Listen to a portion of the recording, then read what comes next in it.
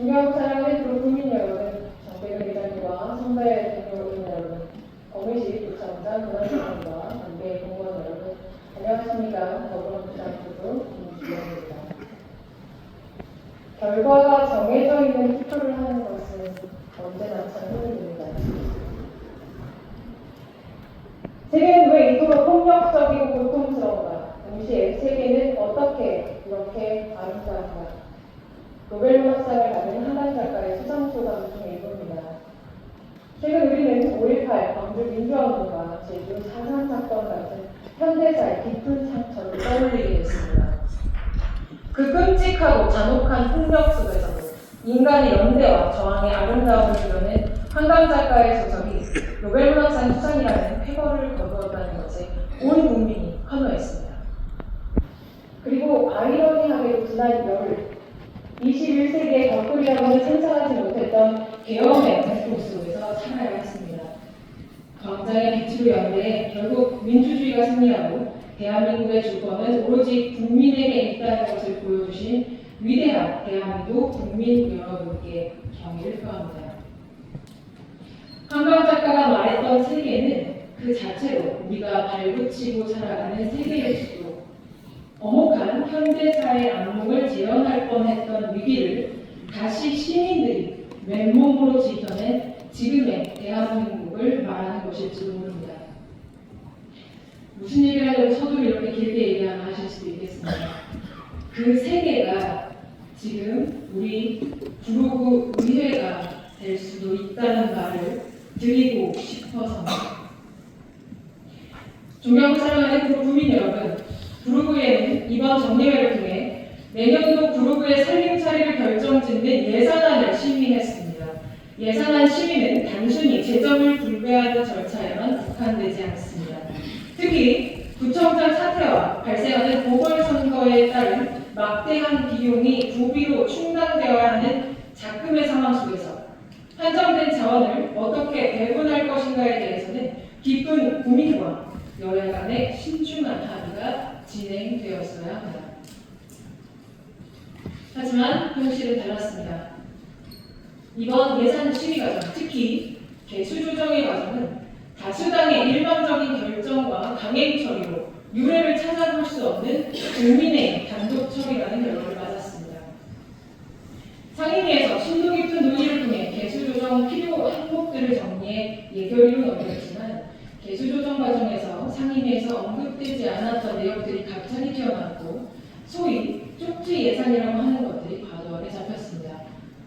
그럼에도 불구하고 국민의힘 의원들의 민원 예산, 본 예산 요청 시 편성되지 않았던 부서 요청 예산을 최대한 국민의힘 의원님들의 요구를 반영하려 노력했지만 민주당의 의견은 당론이라 불가하다라는 이유로 조정도 시작되지 못하는 것이 정당합니까?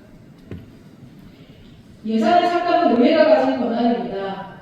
상임위에서 논의된 부분들을 최종 확정하는 예결위 위원들 간의 논의와 협의를 통해서 예산 증감을 최종 결정하는 것이 개수 조정이니까 이것 또한 반드시 필요하다겠습니다.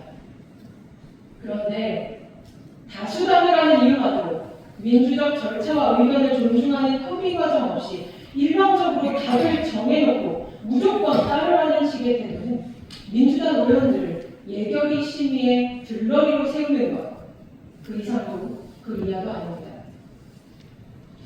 예산은 단순한 숫자의 나열이 아니라 국민들의 삶을 바꾸는 도구입니다. 그래서 예산을 심의할 때는 개인의 의견도 중요하지만 이것이 얼마나 많은 국민들에게 효용 가치가 있을 것인지 큰 틀에서 보고 깊게 고민하고 결정해야 한다고 배웠습니다. 그간 아무리 인터넷 갈등이 있었어도 예산안 단독 처리는 유례가 없는 일입니다. 좋지 않은 선례를 남기지 않기 위해서 예결위원장님과 저는 구덩이로 조정을 위해 노력했습니다. 야당을 들러리로 세우지 말라고 요구하면서도 당론이라 무조건 안 된다는 것을 적고 협의의 과정을 거칠 수 있다면 언제든 개수 조정에 참여하겠다고 의사를 밝혔습니다. 그리고 개수 조정 시간 동안 경내에서 그 모든 과정을 지켜봤습니다. 하지만 그 사이 직원에게서 전화 한 통, 국민의 의원님들은 구로구민의 세금을 30분 다루듯이 200만 원의 부서 업무 추진비까지 개수 조정을 넣으셨습니다. 한정된 자원의 효율적인 운용을 위해 기획예산과에 총괄하여 예산안을 1차, 2차, 3차를 거쳐 조정해온 구로구 행정 전체를 위해서도 이것이 올바른 일인가 고민해볼 필요가 있습니다. 이렇게 되면 본 예산의 전체적인 조정 그리고 상임위 예비 심사가 의미가 없어집니다. 이에 더불어민주당 의원 일부는 다수당의 독단적인 결정으로 진행된 예산안 단독 처리에 대해서는 용인할 수 없음을 밝힙니다. 의회가 원칙을 지키고 기본으로 돌아가기를 원합니다. 모든 의원이 국민의 대표로서 균형 잡힌 의사결정을 위해 노력해야 하고 그러기 위해서 의사결정은 소수 의원에 의해 결정된다거나 혹은 야당을 제외하고 이루어지는 것에 대해서는 깊은 유감을 표합니다. 예산안의 결정 과정도 더 투명해질 필요가 있습니다. 개수 조정 과정이 공개되어야 합니다. 구로구의 심의 과정을 국민들께서 끝까지 보시고 확인하셔야 합니다. 그것이 우리 의회의 신뢰성을 더 높일 수 있는 방안일 것입니다. 우리 공무원 사회에도 강력하게 말씀드립니다.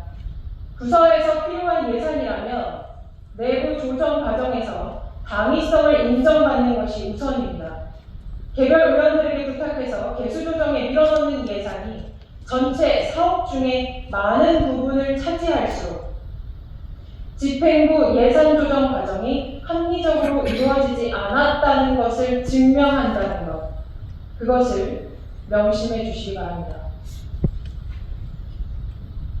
끝으로 우리 의원님들께 부탁 말씀을 드리고 싶습니다. 지금 구로구의회는 여야가 없습니다. 단지 다수당과 소수당이 존재할 뿐입니다. 유명한 구청장 사태에 이어서 대통령 탄핵까지 우리 구로구민들은 구청장도 권한대행, 대통령도 권한대행 체제를 맞는 힘든 시간을 보내고 있습니다. 이 모든 공천 과정에 책임이 있는 국민의힘이라면 최소한 구로구 의회에서만이라도 당론만을 앞세우는 것이 아니라 협치와 조정과 타협의 노력을 하는 것이 절실하게 필요합니다. 모르면 배워야지라고 동료 의원을 존중하지 않는 태도로 말씀하시는 의장님, 이것이 제가 배운 정치입니다. 세계는 폭력적이지만 그 안에서 우리는 연대를 통해 아름다운 선례를 만들어낼 수 있습니다. 우리가 이 구청원 그대로 구로구 의회에서 일할 수 있는 시간은 이제 단 1년 6개월 뿐입니다. 끝으로 이 자리에서 함께하신 우리 의원님들, 공무원 여러분, 언론인 여러분, 그리고 사랑하는 구로구 구민 여러분, 올 한 해 정말 고생 많으셨습니다.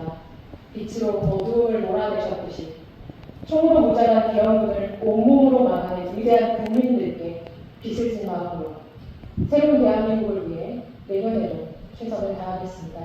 추운 날씨 건강 유의하시기 바랍니다. 감사합니다.